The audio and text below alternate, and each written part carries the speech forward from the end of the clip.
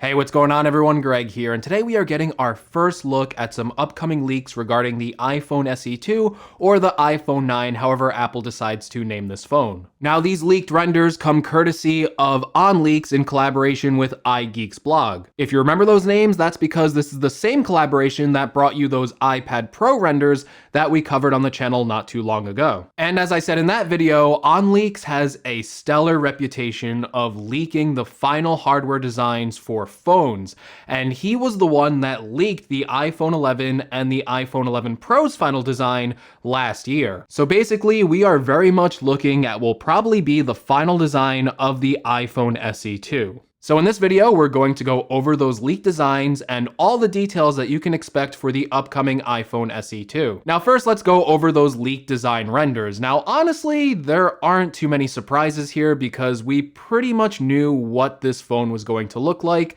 when it was initially leaked. And that's pretty much the case here because these leaked renders show an iPhone SE 2 that looks pretty much like the iPhone 8 with a 4.7-inch LCD display. Because this design is based on the iPhone 8, it is going to have those bigger top and bottom bezels, and it's also going to retain the home button with Touch ID. However, even though we were expecting this sort of design, there are actually two little surprises here. The first is that this iPhone SE 2 or iPhone 9 is supposedly going to be 0.5 millimeters thicker. Pair that together with the fact that this iPhone SE 2 will not have the 3D touch functionality of the iPhone 8, which also required more space, and the fact that it is getting thicker, we could assume that this iPhone SE 2 will have a bigger battery inside of it. And based on the popularity of the iPhone 11 and the iPhone 11 Pro, both of these models support bigger battery sizes, and consumers have loved the extra battery life that came with these phones. So Apple putting a bigger battery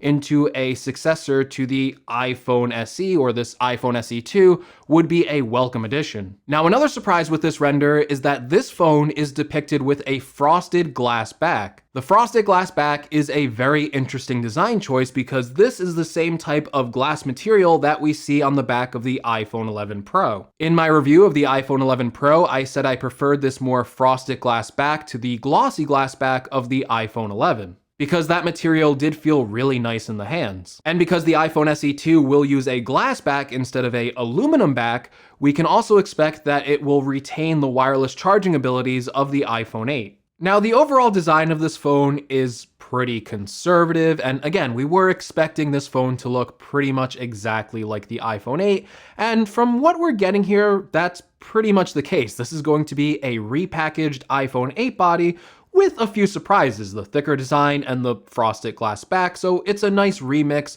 of old and new. Now, I am a little disappointed in the fact that it will have the same bezel size as the iPhone 8. We are seeing a lot of modern phones move the display edge to edge, and this iPhone SE 2, when it comes out, will look a bit dated. However, we do have to take into account that this is the mantra of the iPhone SE design. It takes a classic iPhone design, in this case the iPhone 6 to the iPhone 8 design, and repackages it with modern hardware. We also have to take into account that some consumers aren't used to the more modern design of the iPhone X series, and they would rather have a phone with a home button and Touch ID. So even though this phone probably won't appeal to people who are looking for a modern design, it will appeal to people who are still holding on to their iPhone 6. Now, on the back of this phone, we are just seeing a single lens camera, so no dual lens like you get with the iPhone 11 or no triple lens camera system like you would get with the iPhone 11 Pro. However, I am expecting this camera to be the same exact quality as the wide-angle lens that is found on the iPhone 11 or the iPhone 11 Pro. I also expect night mode to make its way to the iPhone SE 2, and that's largely due to the fact that this is rumored to be coming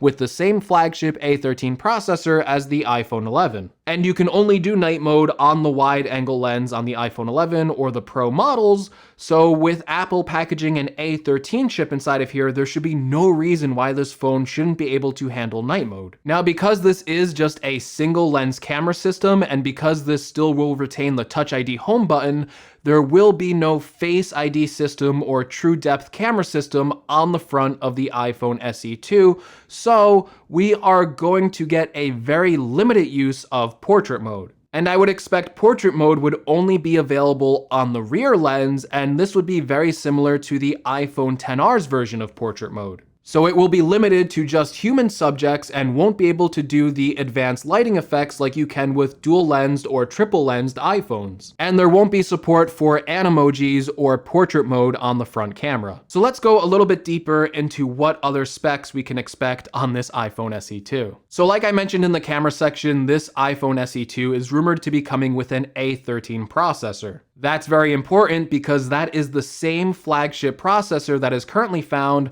on the higher-end iPhone 11 and iPhone 11 Pro. So basically, this new budget-oriented phone is going to have the same exact performance as Apple's flagship phones, and that is going to be really important for future-proofing this device. So we can expect the iPhone SE2 to be supported for a long time, just like the original iPhone SE is, and you can still get the latest iOS 13 if you have an original iPhone SE. Apple is also rumored to be shipping this with 3 GB of RAM. That would be the same amount of RAM that is found on the iPhone XR. And because this is only a single lens system and because the resolution of the 4.7-inch LCD is even lower of that of the iPhone XR, we can expect that the performance with the A13 chip and 3 GB of RAM is going to be almost on par, if not on par, with the iPhone 11 and the iPhone 11 Pro, and should really have no problem with RAM management. We are also expecting to see 64 GB of starting storage. That would be the same as the iPhone XR, iPhone 11, and iPhone 11 Pro,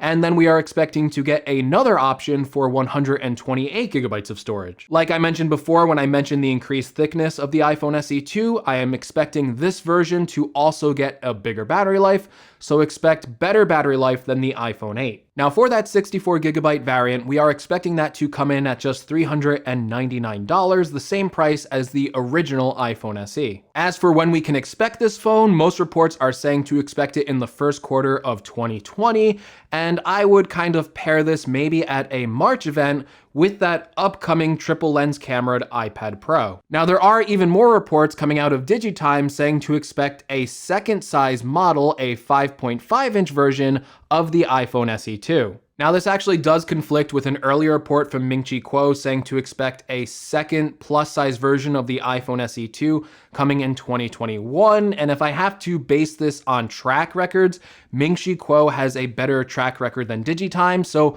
I'm going to go with his reporting, and I'm going to say just expect a single 4.7-inch size iPhone SE2 in 2020, and then maybe we will get a bigger plus-size version in 2021. Now there is one other thing that I think most people should be made aware of, and that is a misconception that this iPhone SE2 is going to be a smaller 4-inch phone.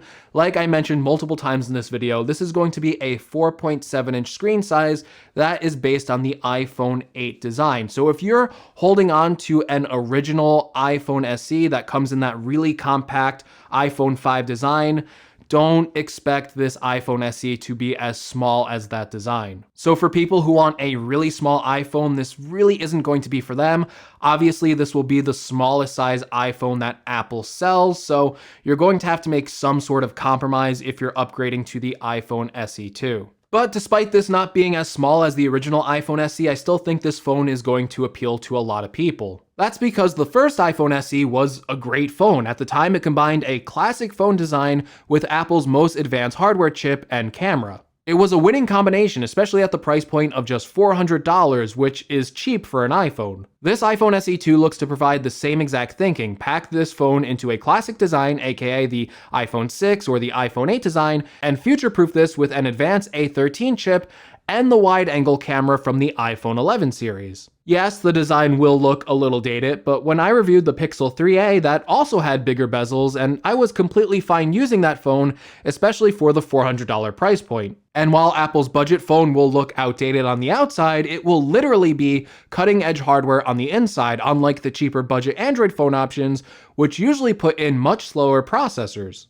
I really like this idea because the iPhone SE2 will be a comfortable phone for people who are still on the iPhone 6 to iPhone 8 series of phones who haven't upgraded to the new design. And it does keep a classic proven design around for years to come. Sure, it's not the most bleeding edge design, but Apple is providing a wide range of options across its lineup now with the iPhone SE 2 rumored to be coming in at just $399. With other options including the iPhone XR at $599, the iPhone 11 at $699, and all the way up to the iPhone 11 Pro, which starts at $999. This will be the most diverse iPhone lineup ever, with price ranges for almost anyone. So I am personally really excited to get my hands on the iPhone SE 2, and again, we are expecting that in the first quarter of 2020, so that should be coming soon. But anyway, hopefully this video helped you out in learning more about the iPhone SE 2, and if it did, make sure you leave me a like. If you want to see more from my channel, including a future review of that phone when it comes out,